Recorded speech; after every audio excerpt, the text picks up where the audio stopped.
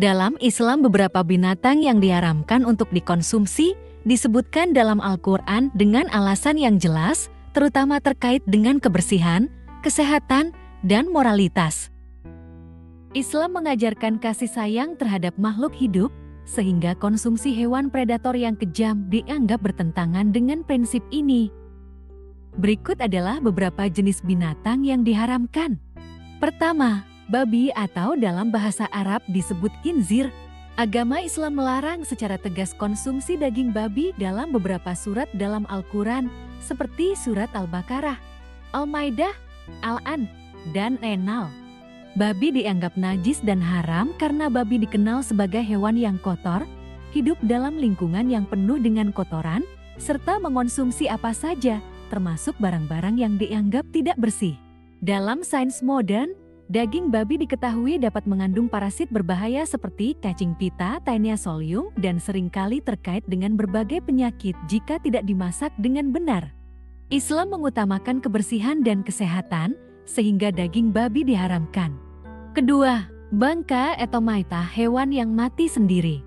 Hewan yang mati secara alami tidak melalui penyembelihan yang halal, sehingga darah yang mengandung racun atau bakteri tetap berada dalam tubuhnya. Mengonsumsi bangkai bisa menyebabkan masalah kesehatan karena proses pembusukan.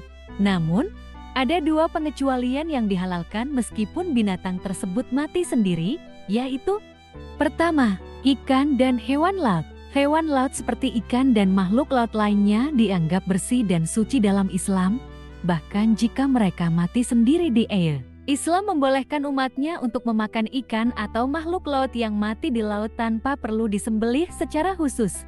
Air laut dianggap sebagai bentuk penyucian, sehingga bangkai ikan tidak membawa najis atau penyakit seperti bangkai hewan darat. Kedua, belalang. Belalang, meskipun mati tanpa disembelih, dianggap bersih dan tidak membawa penyakit. Belalang adalah serangga yang banyak dikonsumsi di beberapa bagian dunia dan di masa Rasulullah. Mereka tidak termasuk dalam kategori serangga najis seperti lalat atau kecoa. Islam memperbolehkan memakan belalang tanpa harus menyembelihnya. Ketiga, hewan yang disembelih tanpa menyebut nama Allah. Penyembelihan hewan harus dilakukan dengan niat yang bersih dan menyebut nama Allah sebagai pengakuan bahwa Allah adalah pencipta dan pemberi rezeki. Hewan yang disembelih tanpa menyebut nama Allah dianggap tidak halal.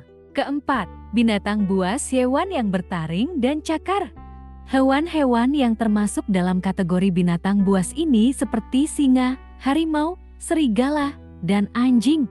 Karena hewan-hewan ini memiliki sifat agresif dan memakan daging hewan lain.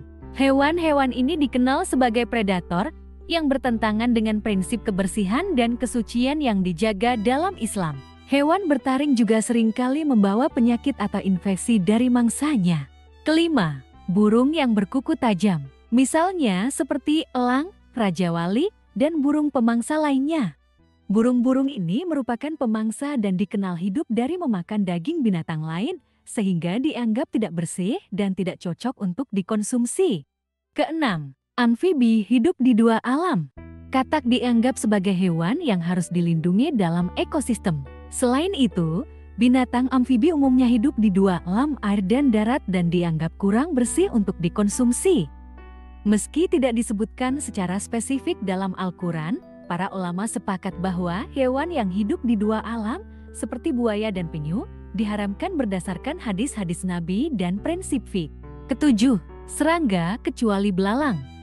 Hewan seperti lalat, nyamuk, dan serangga lainnya dilarang untuk dimakan karena serangga dianggap tidak higienis dan membawa penyakit, kecuali belalang yang tidak membahayakan dan dikonsumsi oleh beberapa masyarakat di masa Nabi. Kedelapan, anjing. Anjing adalah hewan yang memiliki taring dan dianggap sebagai hewan buas oleh mayoritas ulama. Karena itu, berdasarkan hadis, anjing dianggap haram untuk dimakan. Anjing juga dianggap najis dalam beberapa mazhab fiqh, terutama air liurnya. Hewan ini juga seringkali digunakan untuk berburu dan menjaga, bukan untuk dimakan. Maka dari itu, Islam sangat memperhatikan aspek kebersihan dan kesehatan dalam makanan yang dikonsumsi, sehingga binatang yang kotor, hidup di tempat najis, atau membawa penyakit itu diharamkan.